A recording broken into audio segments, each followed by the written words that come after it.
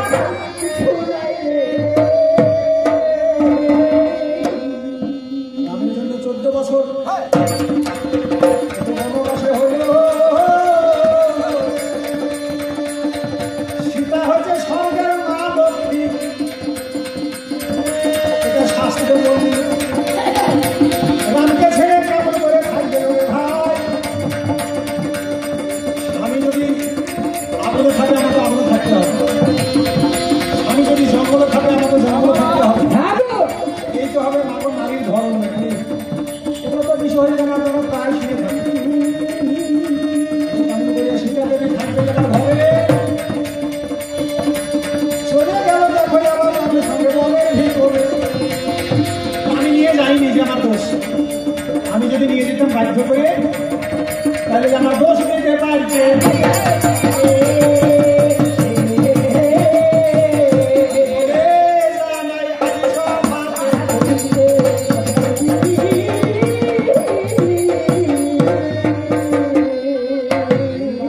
বলছে কেমন করে থাকবো,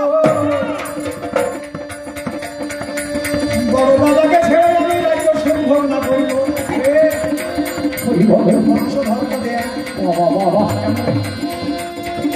বড় দাদা বলে গেছে আমার বনবাস নাই, বলে আমি তো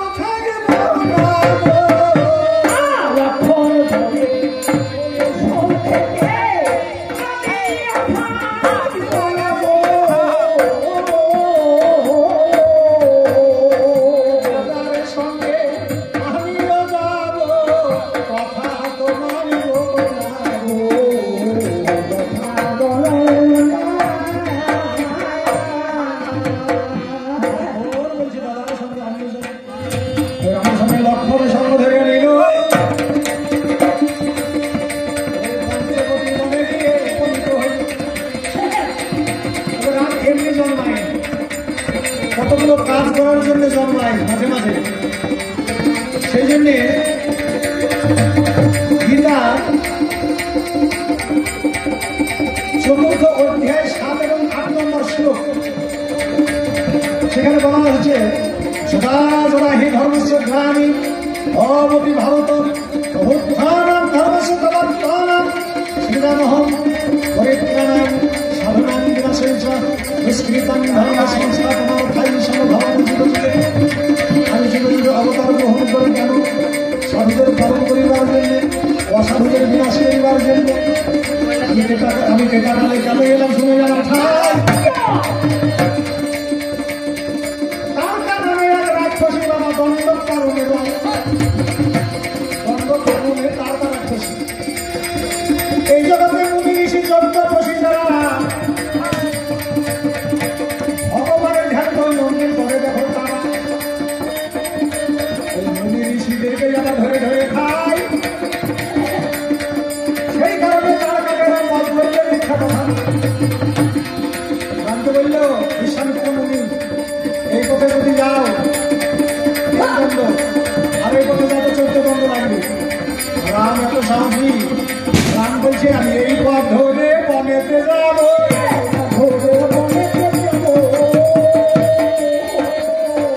আমার কাছে না হবে অসম্ভব,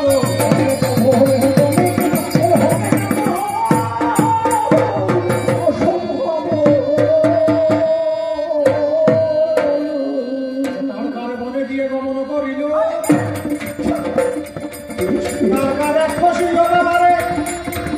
আঙ্গুলের মাকে বাড়িয়ে নিয়ে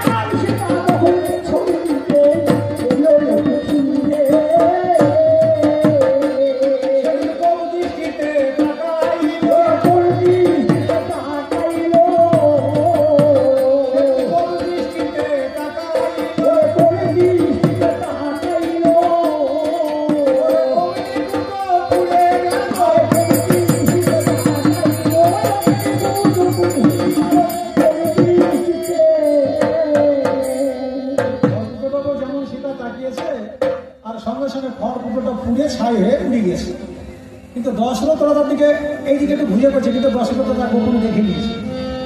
দশরথ রাজা সীতাকে ডেকে বলছে, মা যা করেছো ভালো করেছো, আমি একটা কথা বলবো, তোমাকে অনুরূপ রাখতে হবে। বলুন, রাখবো।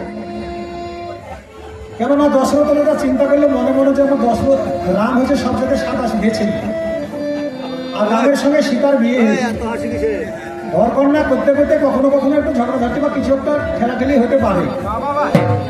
এই দৃষ্টিতে যদি সীতা তাকায়, রাম আবার পুড়ে যাবে,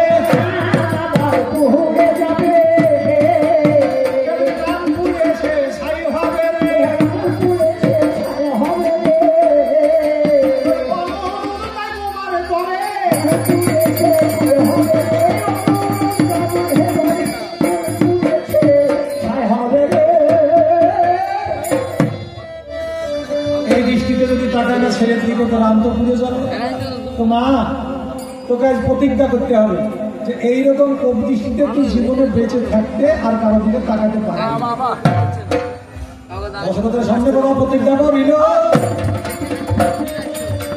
এইরকম দৃষ্টিতে কারো দিকে তাকাতে না। শোনো বলি রাবণের রাজা,